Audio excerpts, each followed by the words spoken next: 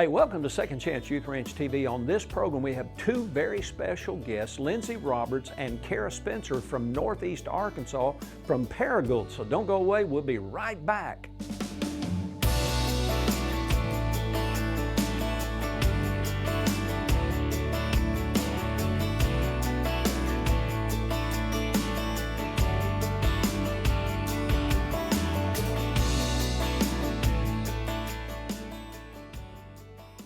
Welcome to Second Chance Youth Ranch TV.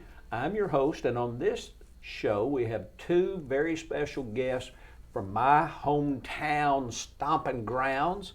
I'm from Jonesboro, and on this show we have Kara and Lindsay. Lindsay Roberts and Kara Spencer.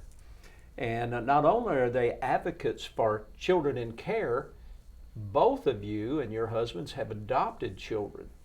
So on this show, we talk about fostering, mentoring, and adopting.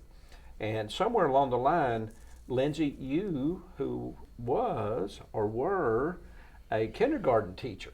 Yes. You founded Yes. Together We Foster. Correct. My husband and I started it when I was a kindergarten teacher in 2019. And you were a kindergarten teacher where? At Green County Tech Primary. If you would have said kindergarten, I'd have had to whack on you a little bit. Well, in kindergarten, you fool. So, and Kara, what do you do? She was a kindergarten teacher, so what did you do, or what do you do now? Well, I have a social work degree, and I worked in medical social work for 10 years before my husband and I decided to start fostering. And when we started fostering, I was able to go to quit my full-time job. And he's a realtor, so I work with him at his brokerage in Jonesboro, and I just work part-time. Well, what does a medical social worker do? So I worked at a hospital for 5 years, St. Bernard's there in Jonesboro, and did discharge planning type work, so getting people set up with the things they needed at home when they were discharged from the hospital or rehab type services. Medicaid or Medicare, that Yeah, kind of stuff? both. And then also worked with abuse types, calling into the hotline and stuff like that as well. Did some of that there, and then I did hospice social work for 5 years and worked for a hospice company there. What were you calling the hotline for? Just kids. You worked at the hospital, Yes, St. Bernard's, yeah, so kids would come in with bruises or injuries or something? Sometimes, most of it was babies born with drugs in the system. Yeah. So we did lots of reports of that when they would come in for those reasons. We would call the hotline, and then just, DHS, so the state would come in from there and take over. Did you see the report just last week about whether or not they should continue to report drug addict parents of newborn babies? Did you see that report? My husband actually, I think, mentioned something along those lines to me about that report, but obviously we would. That was a national thing, not an Arkansas thing, but whatever happens nationally works its way to the middle of America. Yeah.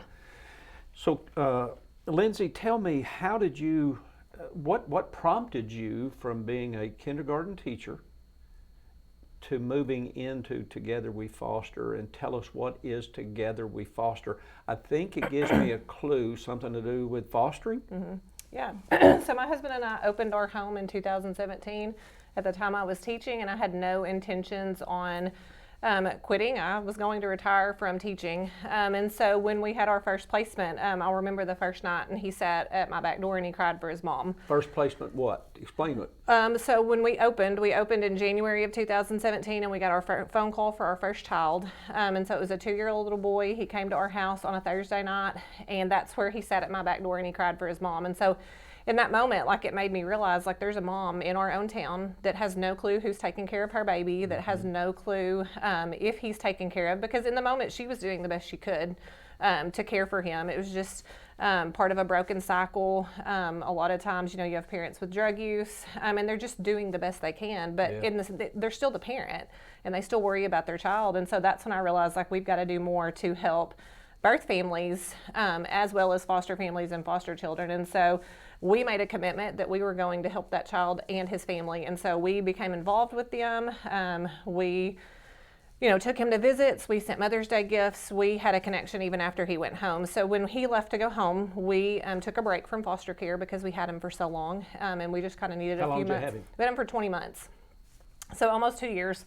And we took a little bit of a break from taking placements, but we wanted to do more. And so we originally started Together We Foster just in Greene County as Greene County Foster Parents Association. We were going to do fun things for kids in foster care, and we had no clue that it would expand to what it did. So we did that in 2019, and by 2021 we had phone calls from Craighead County, Clay County, all of the surrounding counties saying, like, how do we get you to serve our community too? And so Greene County Foster Parents Association wasn't very inclusive of other counties, so we changed our name in 2021, and that's when my husband was like, you can't keep working and doing this on the side, like, you're gonna have to quit your job. And so, like, we depended on my paycheck to pay the bills, and so it was a leap of faith. You know, we felt like that's what God was calling us to, and so I quit my job, and I get to do this on a daily basis now. So every day. So are y'all a therapeutic placement agency then? So we are not like a private licensing agency. We do not place children, but we are like a support. So we have clothing closets in Greene County, Craighead County, Clay County, Randolph County, and we are opening a new one in St. Francis County. So we are moving to Forest City. And we have clothing closets, visit centers where kids can do their visits with their birth parents every week. We have freezer meals. We do training. Kara helps us do the training for new people that want to be foster parents. And really, anytime DHS needs something, they just call us. We do Christmas parties for kids, provide support if they want to go to camps. And we just try to be there not just for children in care, but their families. We want them to go back home and be successful. So their birth parents have access to all of our resources, just like a foster family does. Now, Carrie, you've worked with CASA. So how does CASA overlap or network with Together We Foster? Yeah, so we actually, I'm on my third CASA case right now. Can you tell me, because I don't know, what does CASA stand for? So it's a court-appointed special advocate. Yeah. So the court appoints someone to basically speak for a child and be their voice. Make sure they're getting the services they need, the support they need. Yes. And the ultimate goal of both CASA and Together We Foster is the reunification of the family. Yes, that's the goal, is the reunification. And as a CASA advocate, I get to do kind of my own investigation and be able to speak for the child and what's in their best interest with an unbiased opinion, basically. Before the judge, actually. Yes. And so as a CASA advocate with Together We Foster, we're also able to help our families know about the services provided through Together We Foster. So they're able to use the visit centers for their family time. They're able to use the clothing closets to get clothing, supplies, furniture, things like that they might need to be successful at home. So it kind of Is there a call? The call, are they located the in call Northeast? has started. They've started their expansion there. I believe they have a location in Jonesboro, and they're going to work in other areas in Northeast Arkansas. Do y'all kind of overlap with what services you're providing with the same as the call, or what's the distinguishing factors there? They do a lot of training and things like that. In Northeast Arkansas, you know, we've met and they've asked if they could use our resources, like our clothing closet and things like that. And that's the thing for us, is we welcome any foster family, no matter what agency that you're trained through, to come and use our resources. So whether you're a therapeutic foster home, you've opened through Connected, or you've opened through the call, you're welcome to use any of our resources. Are y'all networked with Every Child Arkansas as well? Yes, we are. Yeah. And you're familiar with Second Chance Youth Ranch a little bit? Yes, we are. Hey, we're going to take a brief break. We'll be back with these two ladies. We're going to talk about how they got involved in actually becoming adoptive parents. So you don't want to miss this next segment. We'll be right back.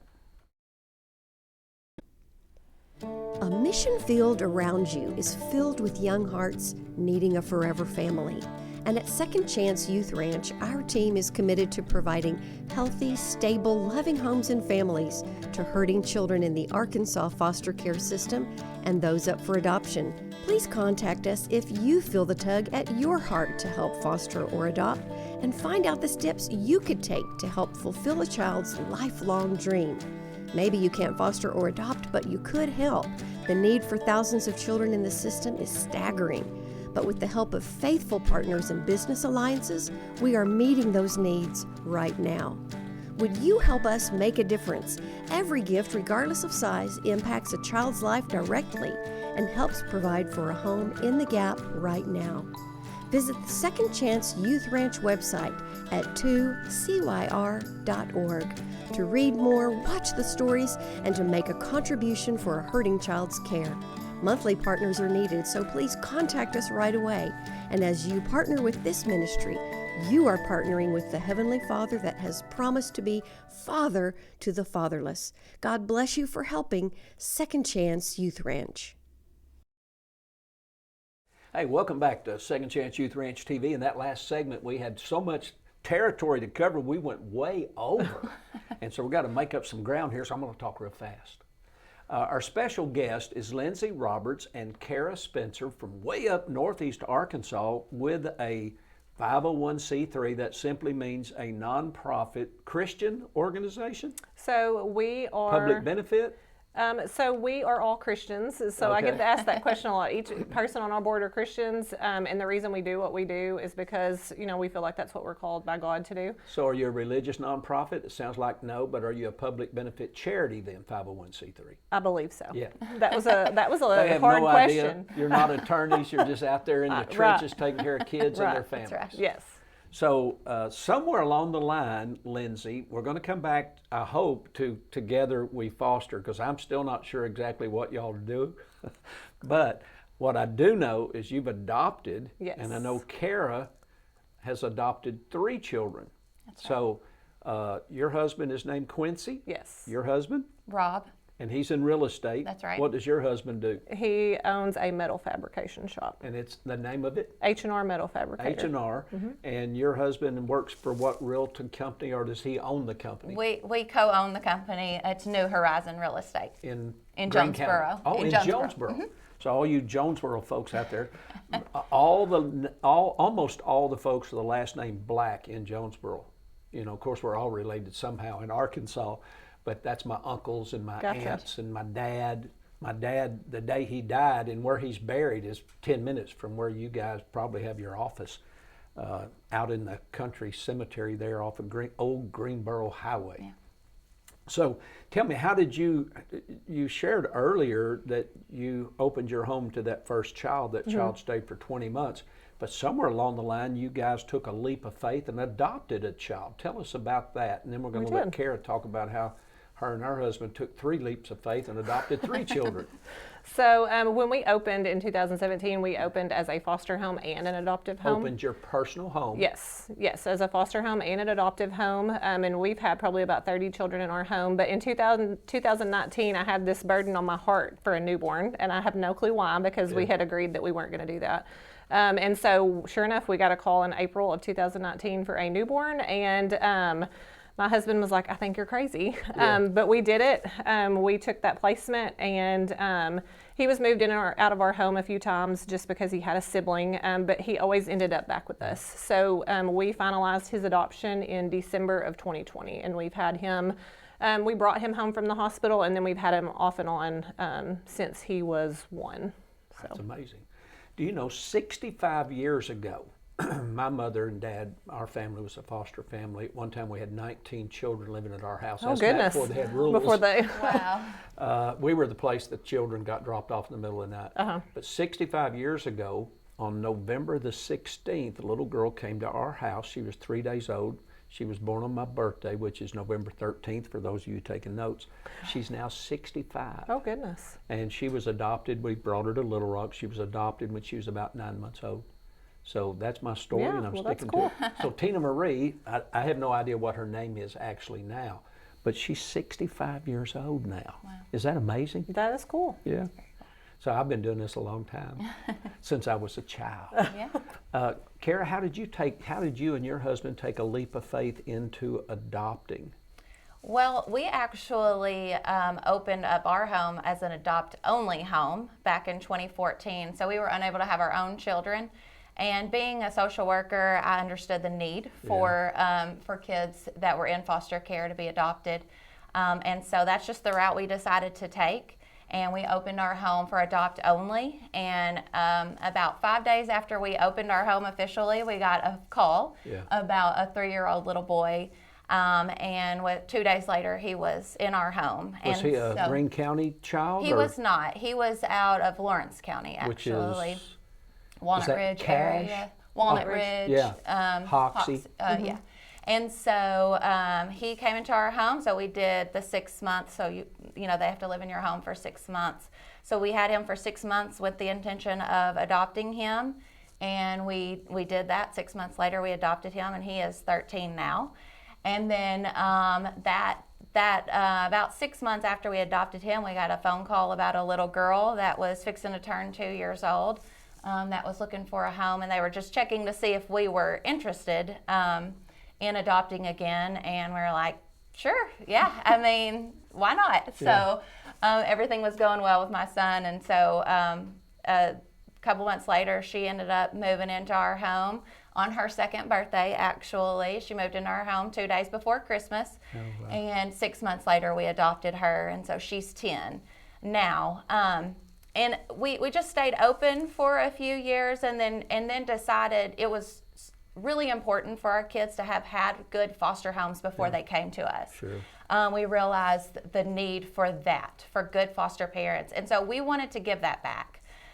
So we actually changed our home to open for foster care as well, and went through that process. And so we had a few placements into our home, and then received a call in March of 2019 about a little baby. She's a medical special needs baby, and having worked in a hospital and medical social work, I felt like I would be able to care for her. And so we've had her since she was 21 days old. And we went through the whole process of attempting to reunify for her as well. How old is she now? She's 5. She just turned 5. So we adopted her. 2 years later, we adopted her. And so... So have either of you seen a psychologist or anything, a psychiatrist? Have y'all lost your minds? No. Because everybody says, "Oh, I just could never do that." No. But you're literally modeling it's doable. It is, and it's hard, but I think that's what we're called to. Is we're called to hard things. Yeah. Well, and I always think like if we can do the hard part, so the kids can have a good relationship and a safe place for a few months, you know, we can do that. Well, the great challenge is just opening up your heart, and love makes you vulnerable. You know, love will get you nailed to a cross. So love makes you vulnerable, but opening your home and opening your heart is that first step. Since you're not a placement agency, y'all just provide, do you help direct people to placement agencies in the Northeast? Because you're running into families all the time or children in care that need help. Got about 30 seconds. What services can you direct people to in Northeast Arkansas? So if we are interested in opening as a home, we can partner with DHS and we can provide the training aspect of that. But we also direct people, you know, if like they have a statement of faith and they want to go through Connected, then we, you know, guide them to that resource. But we also help foster families like connect to resources they need, but we help birth families connect to their resources also. Got a website? Yes, togetherwefoster.NEA.org. You know what just happened? Magically on the screen that showed up. Oh, well, look at that. That's amazing. Hey, we're going to let you watch this video from Project Zero, children waiting on a foster family or a adoptive family. So we'll be right back with Kara and Lindsay.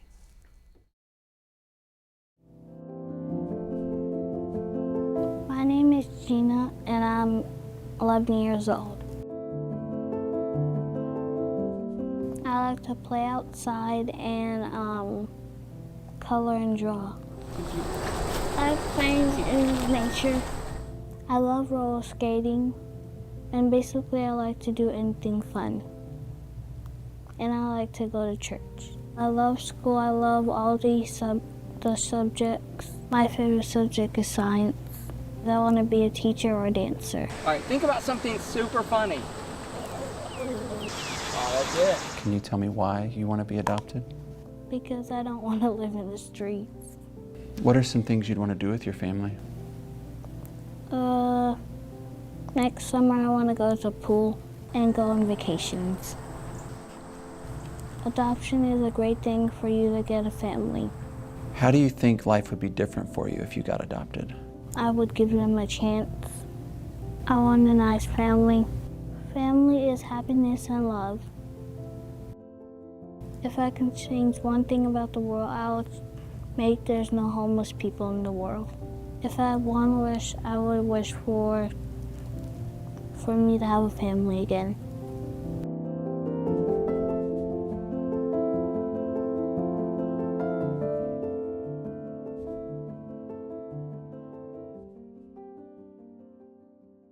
Hey, welcome back to Second Chance Youth Ranch TV. Our special guests are not only foster families, but adoptive families, and they have an organization called Together We Foster, and you need to visit their website and see, especially if you're in that Northeast Arkansas community, and see how you can, if nothing else, how you can pray for them, how you can support them, how you can help them with their clothes closet. I suspect they desire volunteers. But I would like to go back and say, we don't believe in magic here at Second Chance Youth Ranch TV, even though mysteriously things show up on the screen as we speak. The TV crew loves it when I talk about that. You know.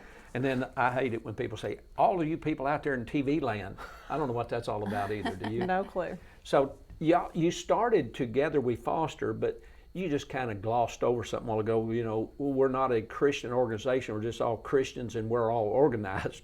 So tell me, where do y'all go to church? Y'all go to the same church? No, everyone that's on our board all goes to different churches. Where do you go? I go to Walcott Baptist Church. Walcott Baptist. You know where Walcott is? Yeah, I used to Do swim you? in Walcott Yeah, Lake. the Crowley's Ridge State Park. Yeah, North Main Baptist Church. We were poor, and they would take me and my brother and sponsor us to Walcott Lake. Yeah. And I had a motorcycle when I was a preteen, a 12-year-old, 13-year-old, and I used to love driving that highway from Jonesboro to Walcott Lake. Oh, yeah. I know all about Walcott Lake. And so, Kara, where do you go? I go to Central Baptist in Jonesboro. In Jonesboro. That's on Main Street, is it not? Now used to it's be. out off of Harrisburg. Did you go when it was on Main Street? No. You know where my brother was baptized? Central Baptist. There you go. Yeah. Yes. Now if I get him to serve the Lord, I'd really be making some headway. Yeah, he went to a vacation Bible school. My Uncle Oscar and Aunt Ada, they had a church on the highway on the way to Walcott, right outside of Jonesboro. And my brother went to vacation Bible school, gave his life to Jesus, and they didn't have a baptistry, so one Sunday afternoon we went to Central Baptist. There you go. Yeah. Yep. See, life is small, you know. This is a small world, unless you're walking. The people get tired of me saying that. So what would you say to anyone that's interested in finding out more about fostering or mentoring or volunteering as a CASA volunteer? What would you say to anyone that's, I just don't know if I could do it. I'd get so attached. What would you say to those people? We do hear that a lot. So Say, grow up. The first thing I would say is everyone isn't called maybe to open their home for foster care, and we get that. We don't think that everybody can open their home. Or should they? Yes, but we think that everyone is called to do something to help foster care. Yeah. So whether that's become a volunteer with our organization or a different organization that's local to them, or advocating, becoming a CASA advocate, or just filling a need that organizations have. You know, we constantly are putting out needs that we have, whether it's socks and underwear, new socks and underwear or something, and everybody can usually go buy a pack of socks and underwear and donate them to a clothing closet, or finding a foster family to just check in with and to help them. Where are some clothing closets in the Northeast Arkansas area? So we have a clothing closet in Paragould, Jonesboro, Rector, Pocahontas, and then we're opening one in Forest City. And who is that open to? That is open to anyone that is a foster family, no matter the agency that they're open with. DCFS staff and connected staff have 24-hour access with a key code. And then it's also open to families that have protective service cases with DHS, and then the birth families of children in foster care. Because there are many times you just kind of, you gloss over so many things so quickly. DCFS has a key code so they can get to your clothes closet, because there are times when children are removed from an environment, their home, and they have nothing with them. Correct, except no for underwear, what they're no wearing. socks, Yes, anything. yeah. So our clothing closets are really big spaces. We call them a closet, but most of them are 3,000 square feet or more. And we have everything, whether it's bedding, furniture, beds, diapers, wet wipes, clothes for all sizes. Okay, we have who's that. supporting all these 3,000 square foot buildings with all these clothings in there, all this clothing and volunteers? Who's supporting that? Where's the money coming from? So we have some really great donors that support us, whether it's monthly or one-time donations. We write grants, but that's where our funding comes from. Strictly is our community that we live in, and then the clothes that are in the closet, we do take donations, unless it's socks and underwear and things that we have to have new. So there's actually people who are watching there's actually something they can do. For sure. And Absolutely. there's a way they can do that. They can contact. You have a phone number there at one of the Yes. offices? Yes. So you can contact my phone number at 870-476-6424. Can you say that again? 870-476-6424. That probably showed up on the screen. I hope. And Kara, are you still involved with CASA as an advocate? I am, yes. I'm currently working my third case right now. Yeah. So I just really believe in making sure that child has a voice, you know, and making sure they're heard, what they want is heard, and what's in their best interest. My child, my youngest one, she had a CASA advocate, and she was an infant, so she obviously could not speak for herself, and that CASA advocate played a vital role in what was in her best interest in speaking for her. And so I'm thankful to be able to turn around and give that back. So I suspect you load up the minivan and take the children to church every Sunday and vacation Bible school and camps and all those things. You're a family. That's right. Now, Kara, I noticed you said my children. They're yours. They're mine. And someone who wants to foster, someone who's just, well, I've been wondering about fostering. I just don't know if I can do it. They can contact y'all. Y'all can walk them through the whole process. Absolutely, yes. Yeah. And we walk you through the process, and then once you're done and you're open, we're still there for you as a support to answer any questions. Why don't you look at camera 3 right there and just tell people why they should contact Together We Foster and how they can make a difference. You got 1 minute. Do you want to go? Go, Kara. You can contact Together We Foster to find out all the ways you can help, whether it's through donations, whether it's through volunteering, whether it's just supporting another foster family in your community by babysitting, helping out at events, or anything like that. So you may not be in our area, but even in your area, find out how you can help support a foster family. But if you are in our area, then check us out and see all the ways that you can help out. All right, Lindsay, look at camera 3 and tell everybody what she didn't tell them. So we just want everybody to know that there is a way to be involved. No matter where you're at, where you live, there is an organization that's doing amazing work where you live, and so just find a way to get plugged in. Use your talents that God gave you to help somebody else out.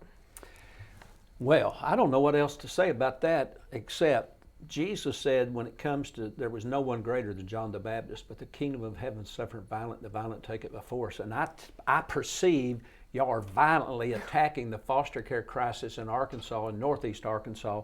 And you need to help us, and you need to help Together We Foster. That's why this show's on the air, is because we want you to be keenly aware there are children waiting for you to make a difference in their lives. We'll see you next week right here at Second Chance Youth Ranch TV. Bye-bye.